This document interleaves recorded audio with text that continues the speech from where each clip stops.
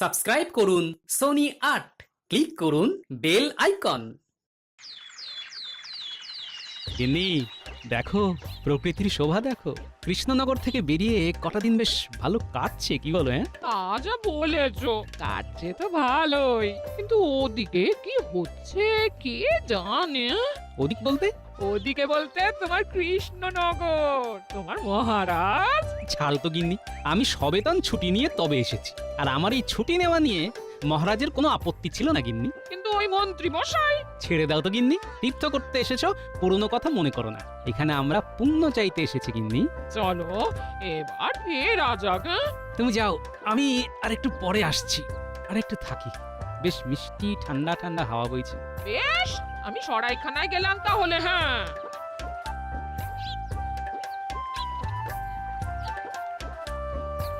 মহাশয়, আপনাকে দেখে মনে হয় আপনি খুব জ্ঞানী ব্যক্তি।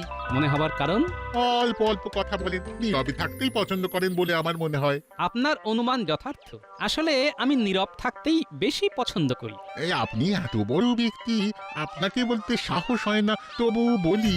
আহা, আপনি এত কুণ্ঠা করছেন কেন? যা বলার বলে দিন, নিঃসংকোচে বলে দিন। দয়া করে যদি আপনি আমার ঘরে আসেন, তাহলে আমি আপনাকে একটা জিনিস দেখাতে পারি, এবং আমি স্থির নিশ্চিত যে আপনি ওই জিনিসটি দেখলে খুব তৃপ্তি পাবেন। কি এমন জিনিস রে বাবা, যেটা দেখে আমি খুব তৃপ্তি পাবো? না আমাকে নিয়ে যাবার পেছনে অন্য কোনো উদ্দেশ্য আছে? যাকে দেখাই যাক। কি ভাবছেন, আপনাকে আমার বাড়ি নিয়ে যাওয়ার অন্য কোনো উদ্দেশ্য আছে কিনা? ও বাবা, এই যে দেখি মনের কথা একদম গড়গড় করে বলে দিচ্ছে। হ্যাঁ, ভাবছেন তো আমি মনের কথা গড়গড় করে কিভাবে বলতে পারি? না আর কিছু ভাববো না। আমি যা ভাবছি সেটাই তো আপনি বলে দিচ্ছেন। আমি ভেবে কেন কষ্ট করি? আপনিও পারবেন। চলুন চলুন, আমার বাড়িতে চলুন, আপনাকে আমি বুঝিয়ে বলবো। আচ্ছা, আপনার বাড়ি গেলে আমাকে কি বোঝাবেন সেটা আমাকে এখনই একটু বুঝিয়ে বলুন দেখি। এই যে আমার বিদ্যের বোঝা, সেই বোঝাটিকে নামাতে চাই। বিদ্যাকে বোঝা বলছেন? এটা কি ঠিক? বর্তমানে ওটি আমার কাছে বোঝাই হয়ে উঠেছে। আমি উপযুক্ত পাত্রের হাতে সমর্পণ করে তবে আর আর আর আর আমার চোখে আপনিই সেই উপযুক্ত। কিন্তু একটি ভালো বিদ্যার হাত থেকে মুক্ত হতে চান কেন? আসল কথাটা যদি বলে ফেলি, তাহলে উনি আমার এই বোঝা নিতে রাজি হবেন না। হ্যাঁ মহাশয়, মহাশয়, আমার সংসার আদি নেই, একা মানুষ। মনের ইচ্ছে শেষ বয়সে উত্তরে হিমালয়ে গিয়ে তপস্যা করি। তাই অথচ অথচ গুরুর নির্দেশ তো উপযুক্ত পাত্রের হাতে বিদ্যা সমর্পণ করে তবেই যেতে পারবো। তা আমাকে কি করতে হবে? কিচ্ছু করতে হবে না, শুধু আমার বাড়িতে যেতে হবে। সেখানে গিয়ে দেখবেন এই বিদ্যা আপনাকে আমি অর্পণ করবো। চল চল চল চলুন।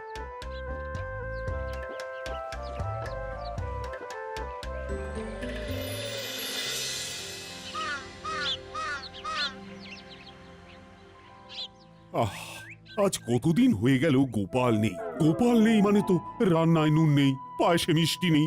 মহারাজের আদিক্ষেতা দেখে আর বাঁচি না। গোপাল ছাড়া আর যেন কেউ নেই, খালি গোপাল আর গোপাল আর গোপাল। সে এখন সবেতন ছুটি উপভোগ করছে। সেটাই তো মহারাজ বুঝতে পারছেন না। উনি ছুটি উপভোগ করছেন আর ভেবে মরছেন মহারাজ। কেউ কারো নয় মহারাজ, কেউ কারো নয়। আহ, তুমি চুপ করো তো মন্ত্রী। একটু সুযোগ পেয়েছো, অমনি গোপালের পেছনে কথা বলতে শুরু করেছো। পেরেছো কোনোদিন গোপালের মুখে মুখ লাগিয়ে কথা বলতে? গোপাল দেয় ধুয়ে আর মন্ত্রী পড়েন শুয়ে। সভা কবি, আরে এসব কি হচ্ছে? তুমি ভুলে যাচ্ছ যে আমি মন্ত্রী। কবি, সব কি আছে যে গোপাল কথায় কথায় মন্ত্রীকে ধুয়ে দেয়, কিন্তু মন্ত্রী শুয়ে পড়ে, এটা কিন্তু সত্যি নয়। মন্ত্রী আমাদের বুক চিতিয়ে লড়ে, পারেন না তবু লড়েন। পারি না কিন্তু লড়ে যাই, আমি মন্ত্রী মশাই। হারি না তবু হেরে যাই, আমি মন্ত্রী মশাই। আমিও দেখে নেব। আমাকে এখনো চিনতে পারেননি মহারাজ। ছবল যখন দেব তখন বুঝবেন গোপাল এখন নেই। এই সুযোগটা এবার নিতে হবে। যেখানেই থাকুক গোপাল বেশ মজাতেই আছে। আপনি আপনি আপনি দাওয়াতে বসুন কেমন? হ্যাঁ, আমি বিদ্যা সমর্পণের ব্যবস্থা করছি। আচ্ছা, আপনি কি জানেন আমি কে? কি আমার পরিচয়? সব জানি। আপনি স্বনামধন্য মহারাজ কৃষ্ণচন্দ্র রায়ের অত্যন্ত প্রিয় পাত্র, সভাসদ গোপাল ভাঁড়। আমার কাছে কিছুই অজানা থাকে না, আমি সব জানি। আর আর কিছুক্ষণ পরে জ্ঞান আপনার হয়ে যাবে। দাঁড়ান দাঁড়ান দাঁড়ান, আমি সব জিনিসপত্রগুলো নিয়ে আসি।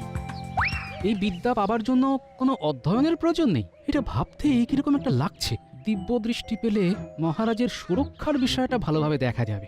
মহারাজের সুরক্ষার বিষয়ে ভাবছিলেন না? হ্যাঁ পণ্ডিত। এই নিন, এই প্রাচীন পুঁথিটি ধরুন, এটাই সেই বিদ্যা। এবার বলুন, বিদ্যা তুমি আমার, বিদ্যা তুমি আমার। বিদ্যা আজ থেকে তোমার।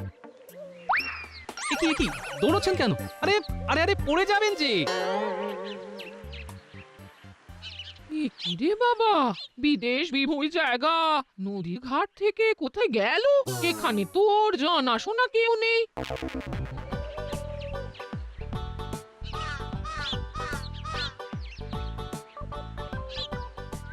কি গো, এত দেরি হলো? তুমি আসছো না দেখে আমি নদীর ধারে গিয়েছিলাম, সেখানে গিয়েও তুমি ছিলে না। বলে গেছিলে কোথায়?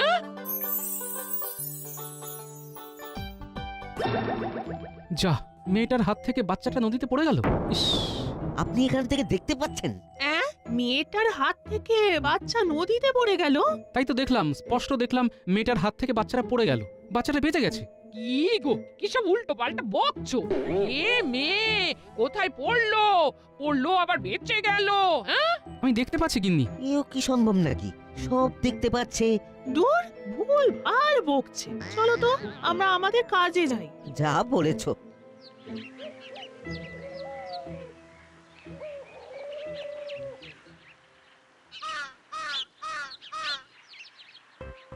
এটাকে বলে বাঁচা। রাখেন হরি, তোমার একে হাত থেকে বাচ্চাটা পড়ে গেল, কিন্তু কিচ্ছু হলো না। দেখেছো? কোথায় হয়েছে? নদীতে। বাচ্চাটা হাত থেকে পড়ে গেল জলে। আমরা তো চিৎকার করে উঠেছিলাম, গেল গেল। তারপর তারপর কি হলো?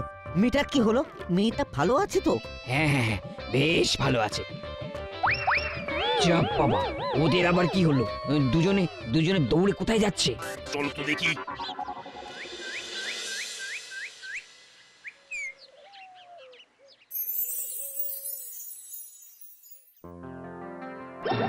যা, মহারাজ পা পিছলে পড়ে গেলেন। গিন্নি গিন্নি, এবার আমাদের যেতে হবে। মহারাজ খুব বিপদে রয়েছেন। সেই তখন থেকে কি সব বলে চেঁচিয়ে উঠছো? হ্যাঁ গো, তোমার মাথা ঠিক আছে তো?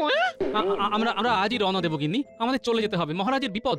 নাও গিন্নি সব গুছিয়ে নাও। আমাদের এক্ষুনি কৃষ্ণনগর যেতে হবে। আপনাদেরও যেতে দেব না ঠাকুর। কৃষ্ণনগর যেতে হবে না। আপনারা দুজন আমাদের এই হৃদয়নগরে আজীবন থেকে যান। হে ঠাকুর, আমার ভবিষ্যতে কি আছে একটু বলে দিন না। সময় একদম খারাপ চলছে। এই, এসব কি বলছো গো? তুমি আবার কবে থেকে ত্রিকালজ্ঞ হলে গো? মা, এ আমার কি সর্বনাশ হলো গো? আরে গিন্নি, করো কি? কাঁদো কেন? তোমাকে বললাম না, জিনিসপত্র বাঁধা করো, আমাদের ফিরতে হবে। ফিরতে হবে বললেই ফেরা যায়? সে আপনি যান, ঠাকুরকে আমরা আমাদের হৃদয়নগরে রেখে দেব। রেখে দেবো বললেই হলো? আমার স্বামীকে তোমরা রেখে দেবার কে? আমরা তো বাবার ভক্ত। বাবা কি ভক্তদের ডাকে সাড়া দেবে না? ও বাবা, তোমার দিনহীন ভক্তদের তুমি ছেড়ে চলে যাবে? আরে এসব কি হচ্ছে? কি হলো? আপনি ওই রকম দৌড়ে এলেন কেন? এ বাবা যে সে বাবা নয়, একদম ত্রিকালজ্ঞ। মানুষের ভূত ভবিষ্যৎ সব বলে দিচ্ছেন। আরে একটু আগে নদীতে বাচ্চা পড়ে যাওয়ার ঘটনা উনি দেখতে পেয়েছিলেন। আপনার মেয়ের বিয়ে এই মাসেই হবে। বাড়ি যান, পাত্র দেখতে আসছি। সত্যি? বাবা, আমার কি হবে বাবা? একটু ভালো করে দেখে একটু বলে দিন বাবা। আবার যখন দেখতে পাবো তখন বলবো। এখন আমাকে যেতে দাও দেখি। কোথায় কোথায় যাবে যাবে বাবা? বাবা? আমাদের ছেড়ে কোথায় যাবে? আমরা আপনাকে ছেড়ে যেতে দেব দেব না। কি সর্বনাশ! এবার কি হবে? না, কিছু একটা ব্যবস্থা করতেই হবে।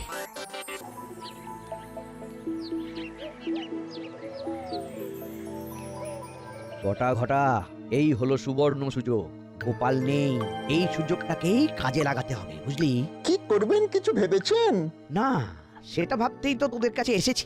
একসাথে ভাবতে হবে, একসাথে। কি করতে হবে মানে? ওই কি ভাবতে হবে সেটা তো বলুন।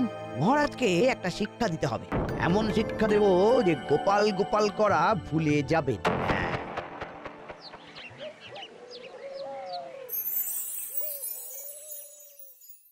আবার কি কিছু দেখতে পেলে নাকি? হ্যাঁ, মহারাজের খুব বিপদ গিন্নি। আমি দেখতে পেলাম মন্ত্রীমশাই বটা ঘটার কাছে গেছেন ষড়যন্ত্র করতে। না না, এবার আমাকে যেতে হবে গিন্নি। যাবে তো বলছো, কিন্তু যাবে কি করে? হ্যাঁ? লোকজন তো সব ঘিরে আছে, দরজা খুলে দেখো না, সবাই কিরকম তোমাকে পাহারা দিচ্ছে। হ্যাঁ, দেখি একবার।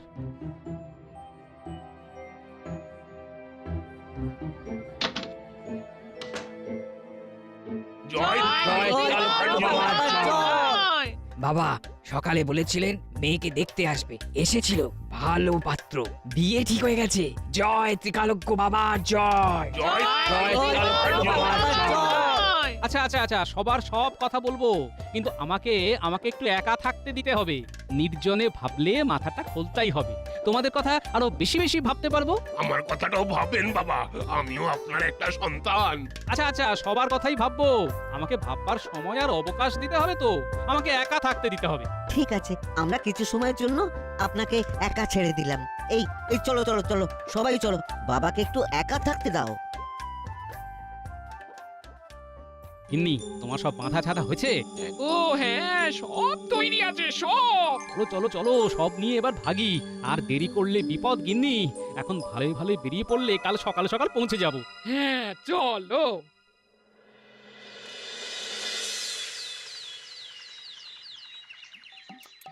কিরে কটা কটা, আমি নেই বলে সাপের 5 পা দেখতে শুরু করেছিস? কি যে বলো না গোপাল দাদা, তোমার যত মন্দ কথা, আমরা অতটা খারাপ নই যেটা তুমি ভাবো। তাই নাকি? কাল তোরা রাজামশাইয়ের ক্ষতির কথা চিন্তা করিসনি? রাজামশাইয়ের ক্ষতি? এ তুমি কি বলছো গোপাল দাদা?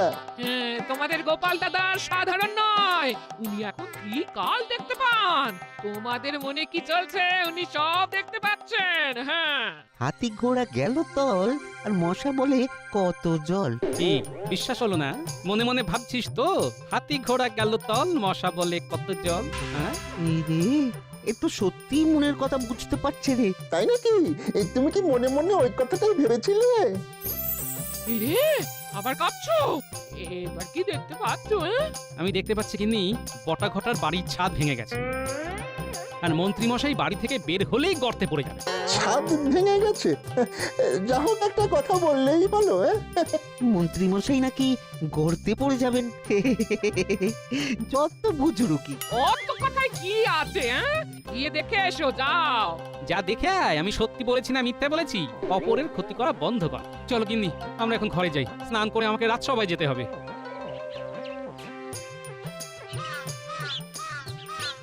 ঘটা, গোপাল দাদার কথাগুলো যেন কেমন কেমন না? গোপাল দাদা সত্যি ত্রিকালজ্ঞ হয়ে গেছে নাকি রে? ওই লাগলে তুক আর না লাগলে তাক। এই চল বাড়ি যাই, দেখি আমাদের বাড়ির ছাদ সত্যি ভেঙেছে না আস্ত আছে। চল।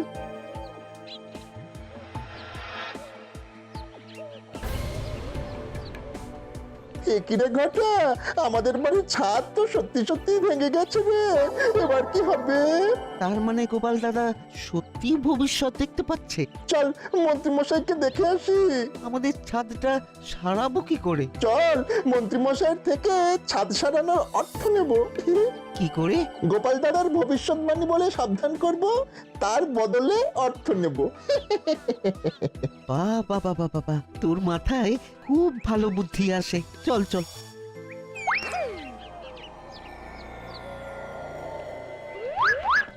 ঘটা, নে দুজনে মিলে মন্ত্রীমশাইকে ডাকি। মন্ত্রীমশাইয়ের ঘুম বড় করা। ঠিক বলেছিস, নে নে শুরু কর। মন্ত্রীমশাই, ও মন্ত্রীমশাই। এই শুনছো, তোমার বটা ঘটা এসেছে, তোমাকে ডাকছে। এই মন্ত্রীমশাই, ও মন্ত্রীমশাই, খুব বিপদে আছি, গোপাল দাদা চলে এসেছে। কি বললো? গোপাল ফিরে এসেছে এত তাড়াতাড়ি? ডাকো ডাকো ডাকো ডাকো, ওদের ডাকো। না না না, থাক থাক, আমি যাচ্ছি ডাকতে। এই কি বলছিস? গোপাল এসে গেছে? এই এত তাড়াতাড়ি তো আসার কথা ছিল না। শুধু আসেননি, দিব্য দৃষ্টি নিয়ে এসেছে। সে আবার কি? গোপাল সব দেখতে পাচ্ছে, আমাদের দেখে সব বলে দিল। বললো ছাদ ভেঙে যাবে, গিয়ে দেখলাম ছাদ ভেঙে গেছে। আমরা বাড়ি সারাবার জন্য কিছু অনুদান চাইতে এসেছি। আরেকটা কথা না বললেই নয়, গোপাল দাদা আপনার সম্পর্কেও একটা ভবিষ্যৎবাণী করেছে। কি বলেছে? বলেছে আপনি ঘর থেকে বেরোলেই গর্তে পড়ে যাবেন। যত ভুলভাল চিন্তা। ধ্যাৎ, গোপাল চালাকি করছে। গোপালের মাথায় কুবুদ্ধির একটা আস্ত কারখানা আছে, সেটা জানো না?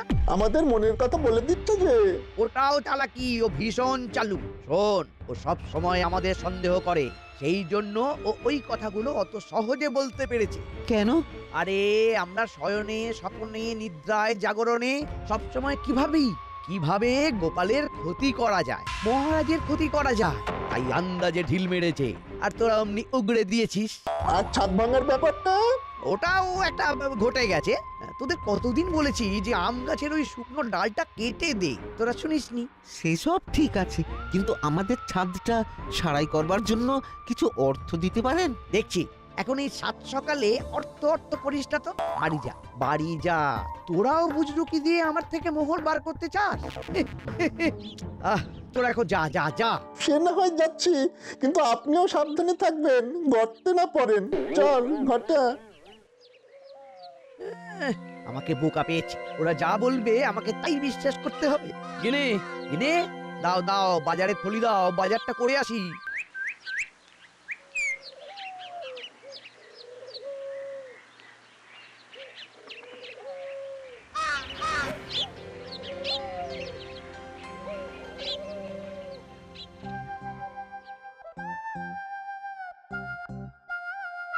আরে কি আশ্চর্য, গোপাল যে কি গো হঠাৎ। কি বলবো মহারাজ, তীর্থে গিয়ে ওই কৃষ্ণনগর পিছু ছাড়ে না, সব সময় আপনাদের কথা মনে পড়ে। হঠাৎ দেখতে পেলাম আপনার বিপদ। হ্যাঁ, আমার বিপদ তুমি দেখতে পেলে? হ্যাঁ মহারাজ, দিব্য দৃষ্টিতে দেখতে পেলাম যে মন্ত্রীমশাই বটা ঘটাকে নিয়ে আপনার বিরুদ্ধে ষড়যন্ত্র করছে। তুমি দিব্য দৃষ্টি পেয়েছো? পেয়েছি মানে তার জ্বালা আমি হাড়ে হাড়ে বুঝছি। তা তুমি এখন কি দেখতে পাচ্ছ গোপাল, সেটা আগে বলো। মহারাজ, মন্ত্রীমশাই গর্তে পড়ে গেছেন আর রাজজ্যোতিষীর ঘরে কুটুম এসেছে। তুমি দেখতে পেলে যে আমার ঘরে কুটুম এসেছে আর মন্ত্রী মশাই গর্তে পড়েছেন? আগে হ্যাঁ রাজজ্যোতিষী। বললেই হলো, আমি এত পড়াশোনা করে দিব্য দৃষ্টি পেলাম না, আর তুমি না পড়েই সব পেয়ে গেলে। মহারাজ মন্ত্রী মশাই গর্তে পড়ে পা ভেঙেছেন। সে কি, কখন হলো? আমার সামনে, আমি যথারীতি টহল দিচ্ছিলাম। মন্ত্রী মশাই বাজারের থলি হাতে বাজারে যাচ্ছিলেন, হঠাৎ দুম করে গর্তে পড়ে গেলেন। কিরে বানর সেনার দল, তোরা কেন এলি সেটা বল দেখি। রাজ জ্যোতিষীকে ডাকতে। জ্যোতিষী দাদু, দিদিমা আমাদের ডেকে বললেন যে বাড়িতে আপনার ছোট ভাই এসেছে, আপনাকে এক্ষুনি যেতে হবে। তাই তো আমরা দৌড়ে দৌড়ে খবর দিতে এলাম। ওরে বাবা, এই যে দেখি জলে ভাসে শিলা, ত্রিকালজ্ঞ গোপালের এক নতুন লীলা। গোপাল, এ আমি কি দেখছি? তুমি ত্রিকালজ্ঞ হয়ে গেছো, তুমি ভূত ভবিষ্যৎ দেখতে পাচ্ছ। এবার বলো তো, আমার রাজ্যের প্রজারা কেমন থাকবে? আগামী 10 বছর কোনো কষ্ট নেই। 10 বছর? মহারাজ, সুখের পর যেমন দুঃখ আসে, তেমনি দুঃখের পর সুখ। সুখ দুঃখ তো চাকার মতো ঘোরে মহারাজ। গোপাল, এই বিদ্যা তুমি পেলে কি করে? চলো, মন্ত্রীমশাইয়ের বাড়ি যেতে যেতে সব বলছি, চলো। এই বিদ্যা আমাকে পেতেই হবে, যেভাবেই হোক। রাজজ্যোতিষী, এই বিদ্যার বোঝা সামলানো চারটি কথা নয়, বুঝলেন?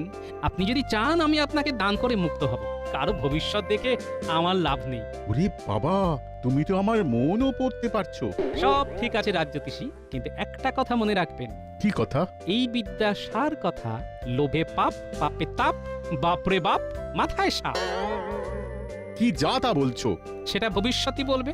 আগে চলুন মন্ত্রীমশাইকে দেখে আসি, তারপর আপনার হাতে আমার এই বিদ্যের বোঝা সমর্পণ করব।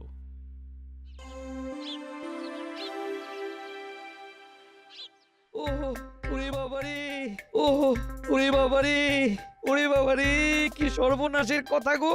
এ তো মুখ নয়, এ তো কামান। ওরে বাবারে, খুব ব্যথা করছে। আমি ভালো করে তেল হলুদ মাখিয়ে দিচ্ছি, ব্যথা কমে যাবে। আপনাকে তো বললাম গোপাল দাদা অলৌকিক ক্ষমতার অধিকারী। আমিও বলেছিলাম, কিন্তু তুমি বিশ্বাস করোনি। আর কোনো অন্যায় করা যাবে না, গোপাল দাদা সব বুঝে যাবে। এটা আমাকে পেতেই হবে। এটা আমার কাছে এলেই আমি সর্বশক্তিমান হয়ে যাব। না, এই বিদ্যা রাজ জ্যোতিষীকে দেওয়া যাবে না। ইনি এই বিদ্যার অপপ্রয়োগ করবেন। মহারাজ, গল্পে গল্পে মন্ত্রীমশাইয়ের বাড়ি চলে এলাম। তুমি মহারাজের ক্ষতি চাও, তাই ভগবান তোমাকে এই শাস্তি দিয়েছেন। কি হে মন্ত্রী, হ্যাঁ? আমার সর্বনাশ করতে গিয়ে শেষে নিজেই গর্তে পড়লি। আমার খুব ভুল হয়ে গেছে মহারাজ। ভুল যখন হয়েছে তখন প্রায়শ্চিত্ত করো। আমার খাবে, আমার পড়বে, আবার আমার বুকের উপরে উঠে বসে কিল মারবে, এটা তো হবে না মন্ত্রী। মহারাজ, মহারাজ, আমি আপনাকে কথা দিচ্ছি, মন্ত্রীকে সুপথে আমি ফেরাবো। সেটা কি সম্ভব হবে গিন্নিমা? এটা কি ভবিষ্যৎ দেখে বললে গোপাল? যার 9 হয় না তার 90তেও হবে না, এটা বলতে টিকালজ্ঞ হতে হয় না। তাহলে এবার এই বিদ্যাটা আমাকে দান করার ব্যবস্থা করো। রাজ্যতীষী, আমি কোনো নির্লোভ ব্যক্তির হাতে এই বিদ্যা দেব, আপনাকে দেব না। কারণ আপনার মনে লোভ, আপনি কৃষ্ণনগরের ক্ষতি করবেন, এটা আমি দেখতে পাচ্ছি। তাই যতক্ষণ না আমি নির্লোভ কোনো লোক পাবো, এই বিদ্যা আমি আমার কাছেই রেখে দেব। খুব ভালো প্রস্তাব, এটা এখন তোমার কাছেই রেখো। মহারাজ, আমাকেও আপনি আপনার কাছেই রাখুন মহারাজ। সেটা ভেবে দেখবো। আপাতত রাজবৈদ্য মন্ত্রী চিকিৎসা শুরু করো। For more updates, subscribe to our channel, click the show links and enjoy watching the videos.